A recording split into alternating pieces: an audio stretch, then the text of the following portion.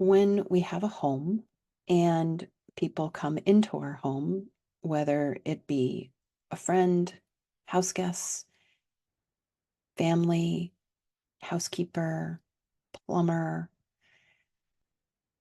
if your home that you're living in is being is a rental and maybe it's getting sold, and or you live in your home and you own it but you're wanting to sell it, so then other people who might be buying the home are going to be doing a walkthrough. So you can use this process anytime you have a home and others come into it. You take a deep breath in, pull yourself into your divine line. And you invite your higher self, but especially your body, divinity, nature, spirit at the level of its higher self, your teams, your guides, your advisors, to reference the home, the space, in another dimension where it exists. So everything that exists in the physical dimension also exists in another dimension.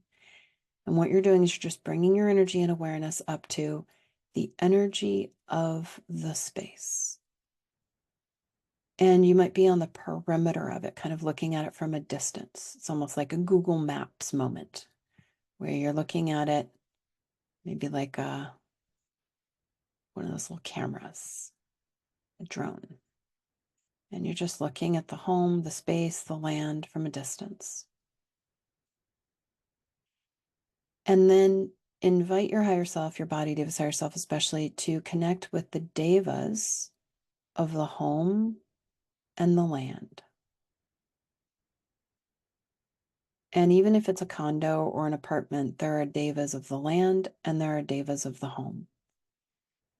And you might imagine, intend sitting in council with the Devas of the home and the land. And invite them to ponder the energy they want to set up that supports these guests coming, these other people coming through, in a way that honors them. What are the energetic grids they want to craft? And maybe the Devas say, well, when guests come, we're going to open the doorway for them to experience this space in an appropriate dimension that supports them, but it's a different dimension than the dimension you live in or that the Devas live in. It's like everybody gets their own floor. And then that person that's coming through is only connecting in with that dimension, that layer, not negatively impacting any of the layers that you exist in. Then the space always stays clean because this is not their home. And you're like, well, you get to come and experience it in this, like, it's almost like between a window pane, or this particular floor. Like, oh, you can be on the 3.5 floor because I live on the first floor and the second floor and the fourth floor and the third floor, but you can be on the 3.5 floor. Maybe I don't even live on the third floor. I live on the fourth floor. And so you're inviting the Devas to determine the appropriate dimension to make accessible to this person or people who are coming to the land. And it might be multiple dimensions, especially if you have 3 or 4 people, or if you have 5 people or 10 people or 60 people. Everybody gets their own little floor that matches and supports their consciousness. And they might even have etheric beings that accompany them and support them and guide them. It's like they have this little entourage that the Devas employ for each individual that comes onto the space, so that as that individual is in the space, they're being supported by nature spirits. The nature spirits are not letting them dribble or hook or cord or be discordant. Again, house rules. The Devas set the tone of, you are coming into this space. These are the rules. We have a group surrounding you, holding a supportive harmonic vibration, inviting you to abide by our guidelines of being in this space. So again, you have this incredible support. It's not their home. but it's something, a place where they're visiting, where they can feel comfortable and safe and supported.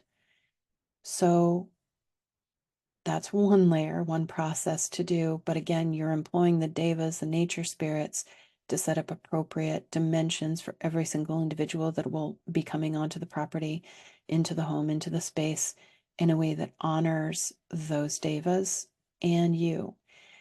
Now we can back up a little bit, and you could invite your higher self, body devas, higher self, and teams to sit in council with the devas of the land, the nature spirits of the land or the home, and you are asking the devas and the nature spirits, what is it that they want from you that's healthy, that's empowering. You have information, you can send information to them, you can witness their beauty, their essence, you can do things in the physical dimension that help them amplify supportive qualities inside themselves. And so you might even have like a little altar or a garden that is in honor of the devas of the home, the devas of the land, the devas of the space. And you offer them a flower, or you just create beauty, or they might want magical things created for themselves in the physical dimension that amplify the magical things in other dimensions. So you are being a active participant, acknowledging the devas, the nature spirits that exist in other dimensions in your home space. And it's this open, co-creative, collaborative experience. And we can dive deeper into that if you wish at another time in like another coaching session of looking at how to create really healthy, supported, connected relationship with the devas of your home, of the land. If you live on land, we all live on land. But that piece was have the devas set up an appropriate grid, fabric, doorways, dimensions for anybody coming in the space, have them have an entourage that is supporting them in the experience, and they don't leave any dribbles behind, and is also protecting and honoring the space. Oh, deep breath in, balancing and stabilizing. There's another piece you can do, and you can just ask like for a sacred geometric shape that honors you, your body, your teams to be, and the nature devas to be over the home and the space.